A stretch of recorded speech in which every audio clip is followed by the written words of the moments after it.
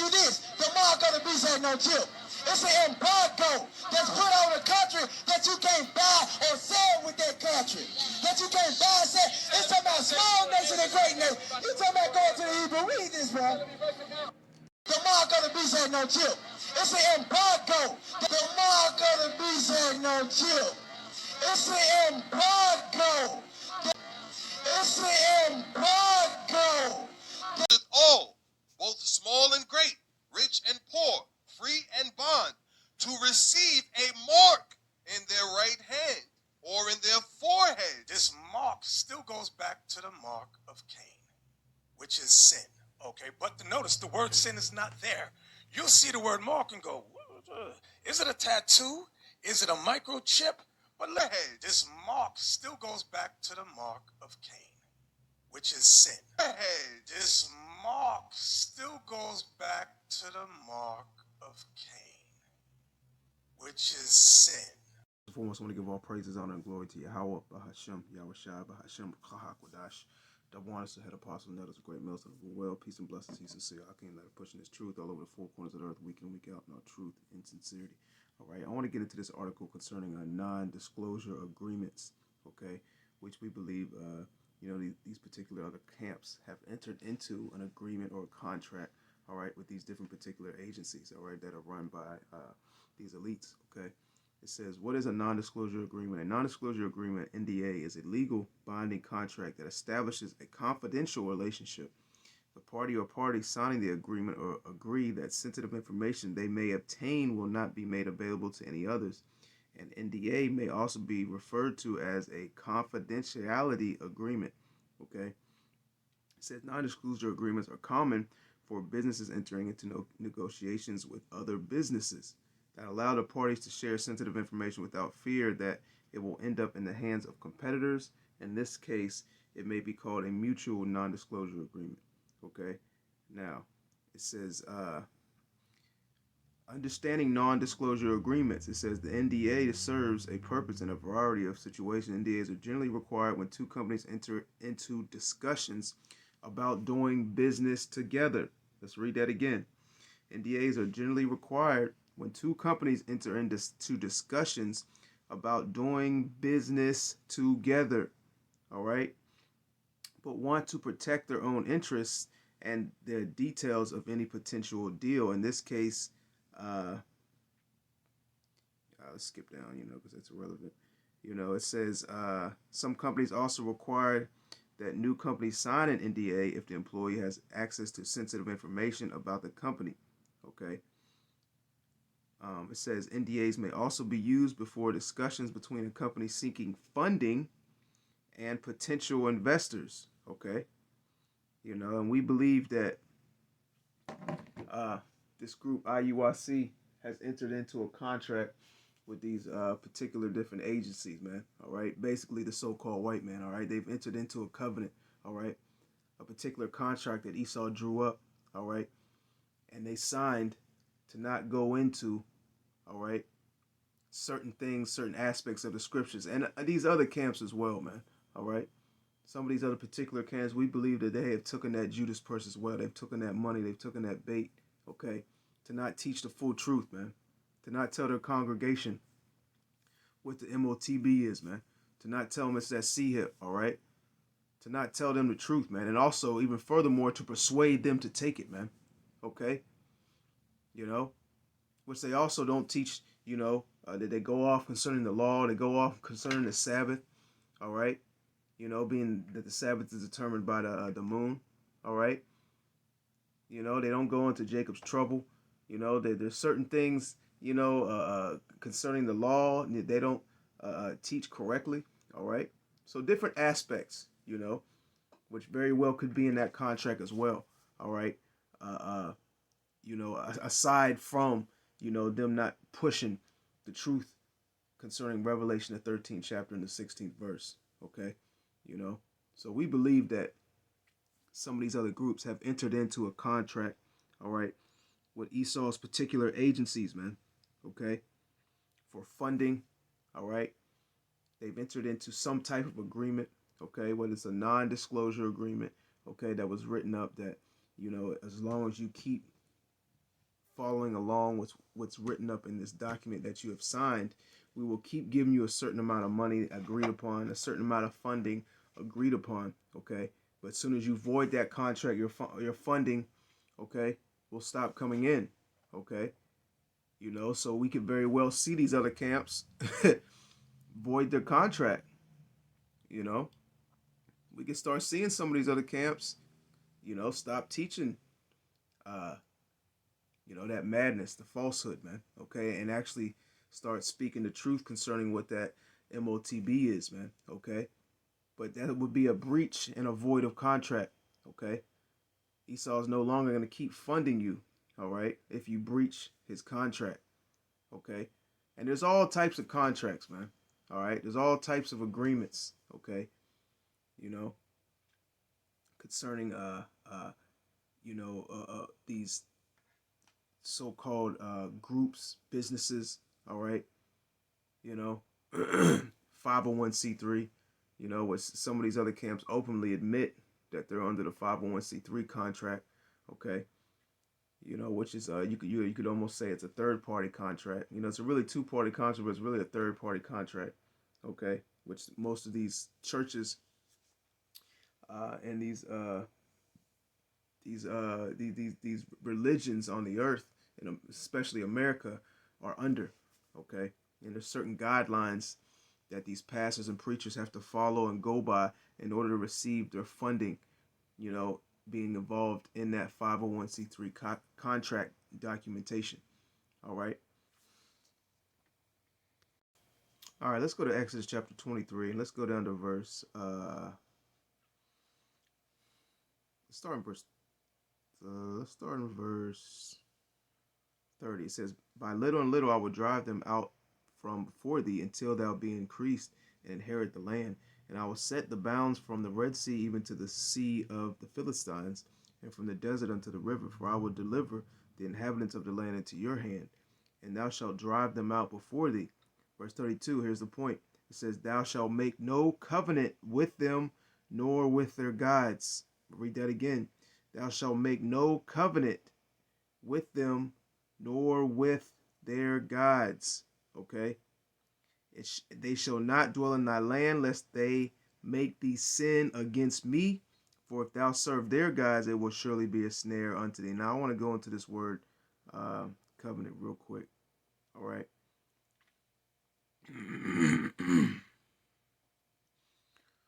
Let's see. Strong's H1285.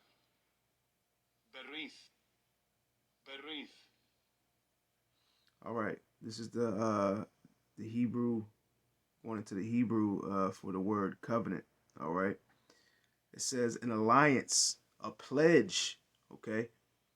Some of these particular Hebrew Israelite groups have entered into an alliance and they've taken a pledge, okay, to do things, all right, according to which have been drawn up in their contract, man, okay, to not teach you so-called Negroes, Latinos, and Native Americans, all right, you know, the truth concerning what that CHIP is, man, all right, the truth concerning what the MOTB is, man, all right.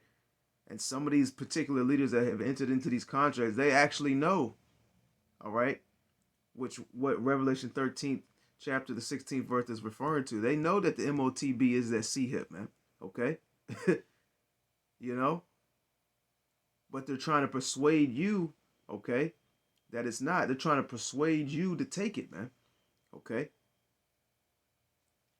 It says, between men, a treaty, an alliance, okay? It says constitutional ordinance, an agreement, a pledge, man-to-man, alliance, a friendship, okay? You know, they've entered in a friendship with these particular agencies, man, with Esau, Edom, okay?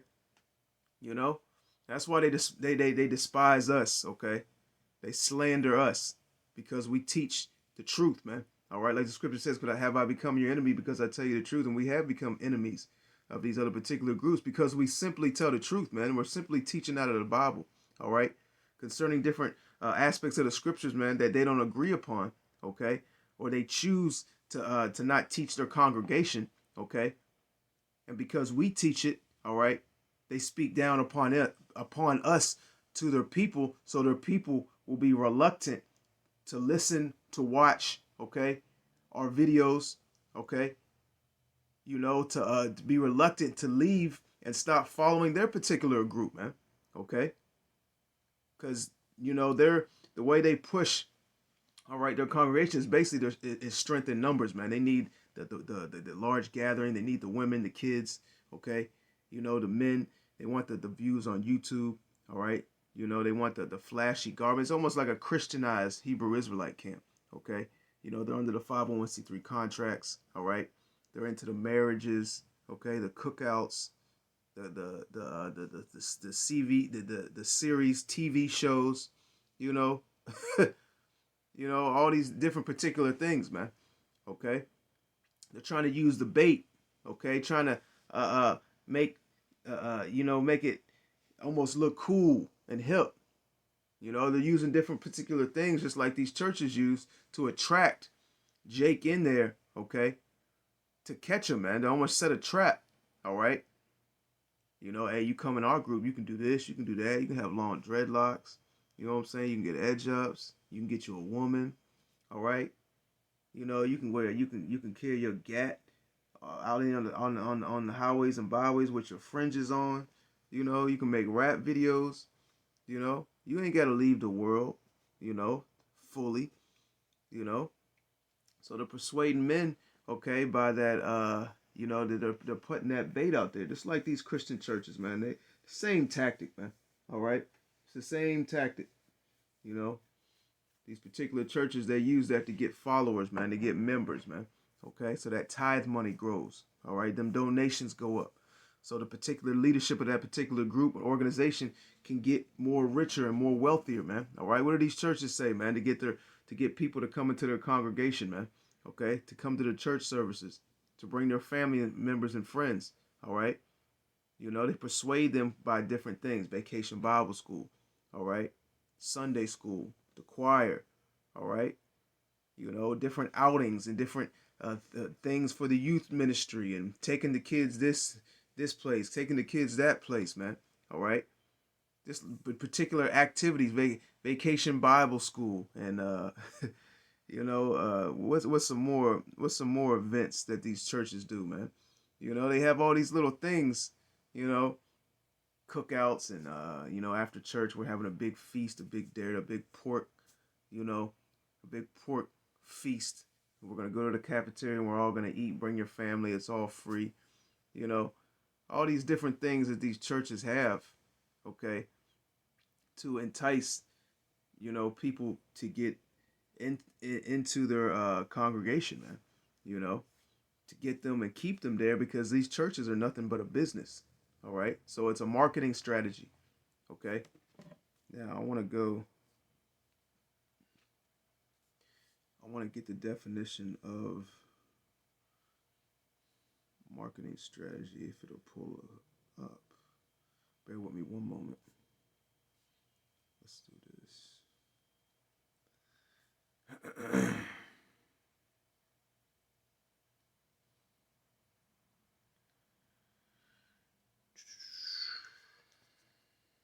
All right, I'm going to look it up in two different words. All right, here's the definition for marketing. It says the activity or business of promoting and selling products or services, including marketing, research, and advertising. Okay, and that's what these different particular groups are doing. They're trying to promote, all right, their group, their organization, their business. Okay, now let's go to strategies. Strategy. Let's just go to the definition for strategy. It says a plan or action or policy designed to achieve a major or overall aim. Okay, so they have a plan of action. Okay, which really strategy goes into agenda as well. Okay, and them being, in cahoots with these particular agencies. They're actually, involved in pushing the agenda, all right, of these wicked elites. Okay, because these wicked elites, they don't want you to know the truth of what the C-HIP is. All right, they want the majority of the earth to take it to fulfill their new world order goal. Okay, and whoever is willing to persuade the masses of people, they're willing to cut checks. All right. They're willing to pay out money. They're willing to give funds. Okay. Gifts. All right. And the list goes on and on, man. Okay. It says, let's see here. Which also goes into their, master plan. Okay. Esau has a master plan. All right. Another word that goes with strategy is the art of war. The art of war. All right. Esau is a mastermind of the art of war, and we are at war. All right. The majority of our people don't realize that. Okay. But these wicked elites, they understand that. Okay. And they're basically have an agenda, a plan, a strategic, all right, measures that they have put in place, to persuade the masses and eventually force the masses, all right, to take that MOTB, man, because they want complete control. Esau has a God complex. He wants to be like the Most High, man, all right? He wants to control all aspects of your life, okay? This is his, this has to be put in place. Okay, this is one of the main things that has to be put in place for him to get close, okay, to the success of his New World Order program, which we know that he's not going to complete. He's not going to achieve. Okay, like the scripture says, the Most High Yahweh is going to cast him out, cast him down when he's about to fill his belly. All right, while he's eating, roughly paraphrasing, man. Okay, but nevertheless, we're not going to let these things that these other particular groups have said, without apologizing, okay, or saying, I made a mistake, all right, or saying, I know we said this at this particular time, but I want to tell my congregation, the people, that we were wrong, all right, you just see these different particular groups say something, and then all of a sudden switch it right up, okay? And do not never take an account or, reflect back on the time when they said this and make a stance on why they changed their particular stance, okay? They just switch up on the fly, and it's because, and they can do that because these particular Israelites that follow these different groups, they blindly follow their leaders, man. Okay, whatever their leader says, they just follow right along behind. Okay, they don't do no particular research. They don't really go into scriptures, man. And this is why we say a lot of these other Hebrew Israelite camps are Christianized. They're just like these Christian churches, man. Okay, these Christian churches, these people that sit in the pews, man, and in these seats in the churches, man, they listen to whatever pastor says, man. All right, they don't do no research, It could be contrary to what the scripture says, but they listen to it, okay, because they love pastor, all right? And no matter what pastor says, we going to believe it and we going to support him, all right? You can see how UIC go from it was an embargo, all right, to now it's sin, okay? And the list goes on and on for what these other particular groups are teaching, what the MOTB is, man, concerning Revelation, the 13th chapter, the 16th verse, okay? And then they mock and scoff us because we teach the truth, all right? And in these days to come, all right, you're going to see, all right? And their particular congregation is going to see. And some of their members are going to leave these particular groups, man. And they're going to come to the recollection, the understanding that great millstone, all right, was telling the truth all along, man, okay? And these other groups had alternative agendas, man, okay? Strategic plans, agreements they have entered into with these agencies, man, all right? And they weren't telling them the truth, all right? They're leading you. Anybody who's telling you that the MOTB is anything other than that C-HIP, that electronic device, is leading you down the path of destruction. I don't care what else they're telling you, man. All right? I don't care what else they're preaching out of the Bible. All right? If they ain't telling you what that MOTB is, okay, they're leading you down the path of destruction, because Revelation, the 14th chapter, is clear on what's going to happen, okay, to those who take that C-HIP. All right? So that is very detrimental to the health of you so-called Negroes, Latinos, and Native Americans, man. All right? You taking that C-hip, all right, is going to get you killed. It's going to get you put to death by Yahweh Bashim Yahushua, man. Okay? So this is a quick little video through the spirit. All right? Lord willing, that was edifying. To the next time. Shalom.